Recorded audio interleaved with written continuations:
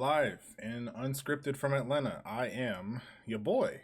It is nice to be back on camera. I've been kind of busy, but the whole I wanted to talk about the whole Snoop Dogg thing for specifically for like just crumbling in the face of queerness when it comes to the whole he doesn't he's afraid to go to the movies now because he doesn't want to explain to his grandson how two women can have a baby when watching a fucking movie in the space faring future, watching Buzz Lightyear.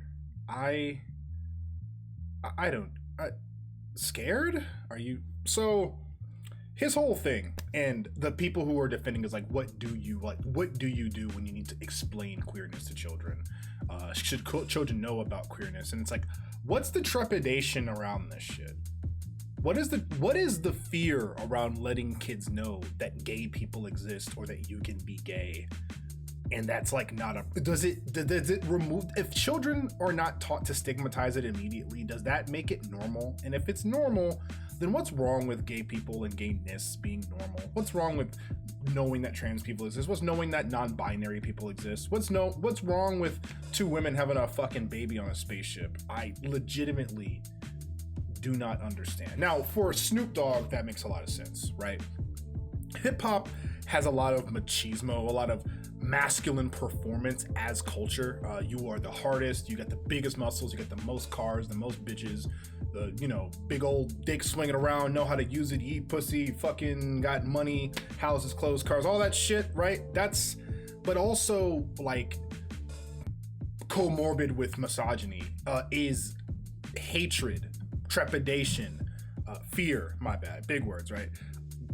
Skepticism of gay people, and it runs deep. Even like the people who have joined hip hop culture, who are accepted for the things that they've done, positive things they've done, have had to participate in homophobia, in queerphobia, right? Like think about like Eminem, who came in pretty clean, I will say, pretty clean artist, all things considered, calling people the F slur. That's just the thing that was in hip hop. But now, people should be cognizant that like it was not okay back then, and it was offensive. Just as if it was offensive to say the N word, just offensive to say any fucking slur about anybody. Slurs are not okay. Slurs, specific words, and culture that revolves around demeaning a kind of person for virtue of what they are, rather than I say the virtue, like I was gonna say the things that they do, but the things that gay people do, the thing besides normal shit like everybody else, right? The things that homophobes assume that gay people are doing all the time, which is taking you in the ass and sucking dick and pleasuring men and whatever, because that's all homophobes can think about. They can only think about the sex that gay people have. Let me back up a bit. The performance of hip hop is comorbid with queerphobia, and it makes perfect sense that Snoop Dogg is queerphobic. Except for the fact that he's fucking old, and at the times he's had plenty of time to be exposed to people. I mean, even his fucking raps talking about lesbians kissing on the fucking couch while he's throwing money at him, whatever the fuck he's been up to in this past goddamn 86 billion years of him being famous. I think there's been enough where he can not be as scared of gay people. My least favorite part of performing masculinity, of being a man, performing masculinity by habit, because I'm a dude and I identify as a dude. That's what I am, right? Straight guy, right? My least favorite part of performing that is the pressure to express queerphobia, right?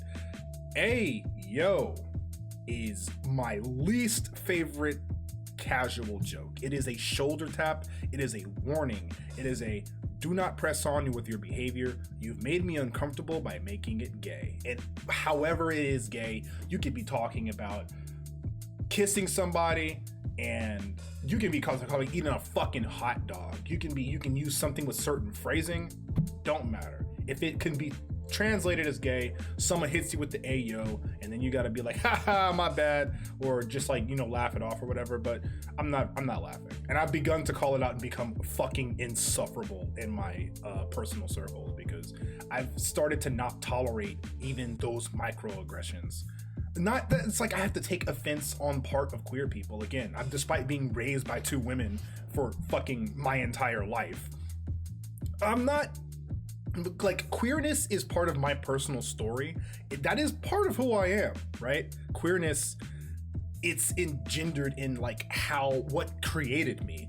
I'm just not queer myself. Like, I can't take that mantle. I'm a straight presenting black guy. I like women. Like, the only thing I've done my entire life that's made me adjacent to them is be fucking roped in, because I spend so much of my time not tolerating shit, because it's like, you're talking about my friends and family here, and I'm not gonna fucking tolerate that shit. That's what puts me close to it. And it's like, I don't need I mean, even if I didn't though, I wouldn't need a fucking justification to tell people it's not okay to like gay bash or like, you know, be homophobic and shit. Like, not wanting to tolerate it, or explaining the ways, the many micro ways in which what people do in their everyday lives, especially with relevance to like my lived experience, what black people do a lot in their everyday lives, that add to like this air of queerphobia. It's weak shit. It's the whole thing is like taking things to their logical endpoint. Like, why does queerness make people uncomfortable? Why does queerness make people feel weird? Like, there's a couple of questions, like you know, if you what's wrong with it existing in your space? Like, do you think by having queerness in your space, it's going to make you feel queer or question things about yourself? And if so, why is it bad to question things about yourself? If you think that having queerness being normalized in your life would make you, or like a kid, like it would turn other people queer, turn kids queer. I mean, one, it doesn't do that. But also, why do you believe so strongly? Why do homophobes, queerphobes believe so strongly in the seductive nature of queerness, to the fact that its mere existence next to what they consider normal is so tantalizing that it will guaranteedly turn people? Do you understand that is a form of attraction? That's a form of fetishization that you're doing. You literally think that something's existence will inherently transmute normalcy, or what you perceive as normalcy, into something. And it's like, no, it might just mean that knowing something exists means you hate people less as a result. Because the reason people keep queerdom away from kids, people keep queer stories and queer experiences and queer questions and explaining things like why fucking 2 moms can have a baby away from children, is because they need them to be unfamiliar with it. That way, when they get to an age and a mental mind state where things are new, they will meet that unfamiliarity with aggression and perpetuate a normal world for them, but the normal world is one that hates queer people. Anyways, that's stupid. I hate all of that, and it's weak, and I do not like the pressures to perform that sort of hatred of any kind, that form of bigotry. You don't have to be queerphobic to be a man. You don't have to be queerphobic to be normal. And if more people were open to like learning shit about the world and not thinking that some sort of knowledge is contagion that would like fuck people up, because it's not going to. It's just going to make them question the structures that you've adhered to your entire life. Because there's a whole lot that people have like questioned. Obviously, like mental health. A lot of people didn't believe in mental health for a very long time. A lot of people didn't believe that, you know, fucking okay, I'm getting off track, but my next video is very much going to be about a topic that's kind of hit close to home in terms of recent stuff. I did have a major breakup like a month ago, so I try not to make my video topics immediate like rebuttals, because I broke up with my ex over some political shit. I talk too much about. I try my best not to talk too much about it. But anyways, that's what I'm. Let's transition. What I'm feeling, or a memory. I mean, my second therapy session went pretty well. We talked about how I'm going to. I mean, I'm doing pretty good. All things considered, you know, I'm working out, still working out. And I do have like a sense of body dysmorphia. I don't see like my body when I look at myself, even in the mirror when I look at myself, I don't see my growth, but I'm like outgrowing my clothes and shit. And I think I've said that before on camera, but it's like I have to keep reminding myself that my progress is bearing fruit and what I'm doing matters. But in therapy, we talked about how I can sleep more because my workout buddy noted that I need sleep to like actually be able to see the growth. It's like, well, I be sleeping for like 3 hours at a time. I work overnight as a security officer, so it's kind of hard to get a steady sleep schedule when I'm also like my time is on loan because I'm always trying to be helpful to so many other people. And also people pleasing and how my motivations for people pleasing needs to be self-motivated instead of motivated by fear of like being like, you know, eschewed from people's lives or scrutinized or not doing good enough because I think people are going to leave me, all that stuff. So like instead of people pleasing because I want to be good for their lives and have my own boundaries and stuff, should not be people pleasing and excising behaviors of people pleasing that will hurt me because I'm doing them out of a fear and therefore loosening my boundaries and letting people like affect me in negative ways or letting doing the self-destruction thing where I'm self-destructing in a negative way. Whatever. What I'm listening to, a lot of Jet Set Radio Future, for sure. Been listening to Too Mellow. Been listening to Hideki Naganuma's stuff on Air Gear. I've got a master Jet Set Radio Future soundtrack playlist on my iTunes, which I know, but just do whatever. It's not Apple Music, it's iTunes, but I've got all that, and it's nice. It's punk. It's nice to fucking like work out to and like walk to and run to and stuff. Check out if you don't know what Jet Set Radio Future is, if you don't know what Bomb Rush Cyberfunk is, I got that in my playlist too. Check out those musics. Check out those artists, please. I'm telling you, it's good music. It's good, nice techno funk, techno, all types of shit music, right? What I'm playing Deadlock, man. I'm locked in deadly. I have a tendency to fall in love with like a MOBA or hero shooter and just like this time. So I liked Overwatch because it was fun, believe it or not. I liked Marvel Rivals. I like Marvel Rivals because they're Marvel characters in their like they're at their best in this game. But Deadlock has gripped me because there's one thing I'm in love with the most. It is the 1920s / Prohibition gangster film noir aesthetic, right? And Deadlock doesn't only have that. Like it's got fucking Victor Frankenstein head ass. It's got a cowgirl. It's got she's a cowboy, but whatever. She's a lady.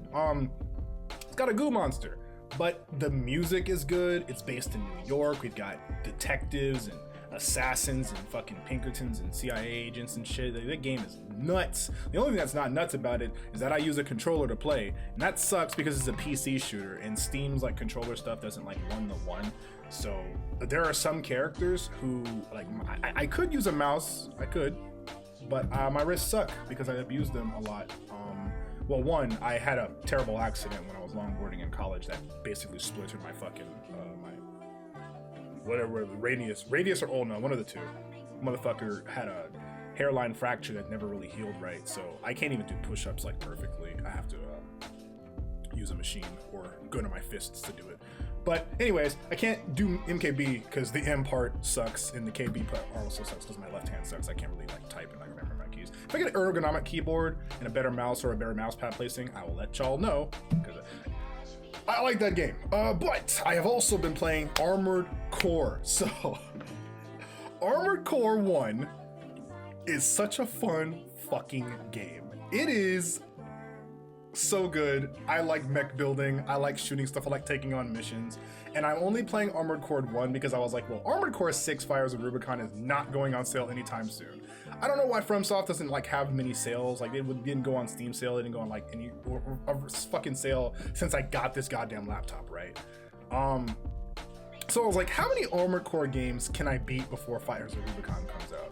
The answer is almost one. I'm on like the second to last mission of Armored Core 1. I've enjoyed that mission. I've enjoyed that game so much. I cannot wait to punch 9 Ball in the face.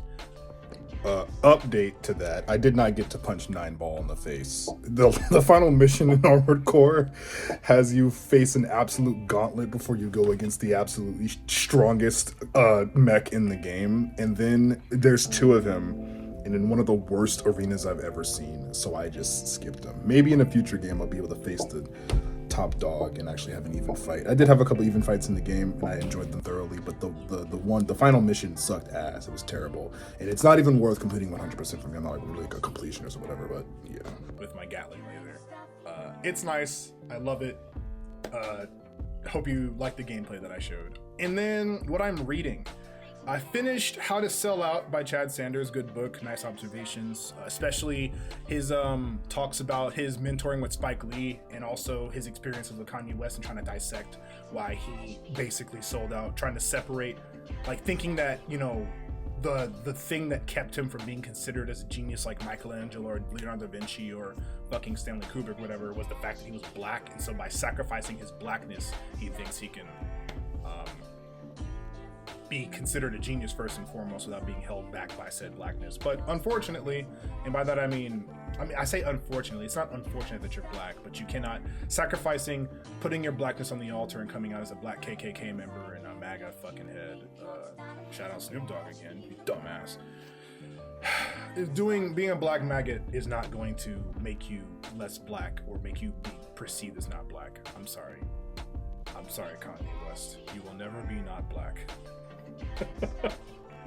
The fuck am I talking about? What I'm making or drawing, I stopped making the drawing that I was talking about the past 2 videos. It was an Uma Musume OC. I don't play Uma Musume. My coworker talks about it a lot, and I occasionally draw a character from the games that he plays. That's why, I'll show you the Zone Zero character thing I drew. I'm trying to like get my art style back from when I used to make money drawing. I used to draw pretty tight characters, 4 heads tall, male and female, all sorts of like orientations. Used to draw robots too. I didn't draw for almost the entirety of my past romantic relationship. That's almost fucking 3 years. And I lost my fucking sauce. I can't replicate. I have to like basically build from zero. I didn't flex that bone for a long time. I've got my tendencies, but I don't have like the tightness that I used to, where I used to be able to bang out like 2 or 3 drawings in a day. I can't do that anymore. It takes me forever. I feel like the more I try to use my iPad, the more I will get better at it, as long as I like try to keep my proportions in check. So I stopped doing that. I forget what I'm drawing now. I'll have to like refer to my iPad because I haven't like opened it up in a bit. That's about it though. That's enough for me. I think I've said everything I needed to say. Shout out to Ciro's TV for making his video yesterday as of this recording. Basically the video I made last week, but probably better points because he's a better speaker than me. He's better at making videos than I am. Watch his video on AI bigotry, or where the fuck it was, when I was saying that the whole Clanker thing is an anti-black performance. It's still anti-black activity. Yeah, it is, and I'm glad that a creator, even like he's not even the biggest creator, but I'm glad like a medium, like small-time creator I made my video, right? I'm glad that he said things. I'm glad that I feel heard, I feel seen, because no one was fucking with that Clanker video. I'm gonna say it right now. That bitch had like 72 views over like 8 days. I'm not gonna sit here and like stress over my metrics. I will get 300 views on one video and like 4 views on the other, and that's just how things are gonna be. That's fine. I don't really put my leg work into like doing social media marketing for these videos, because I try to keep them as like my visual audio diaries or whatever. Anyways. That is enough from me. If you liked the video, leave a like, subscribe if you want to stick around, and in the comments, tell me what your favorite classical literature. We're talking about like Mark Twain, Edgar Allan Poe, Marie fucking whoever wrote Frankenstein. I literally had her name on the tip of my tongue and now it's gone. Tell me what classic you like to read. I loved Frankenstein.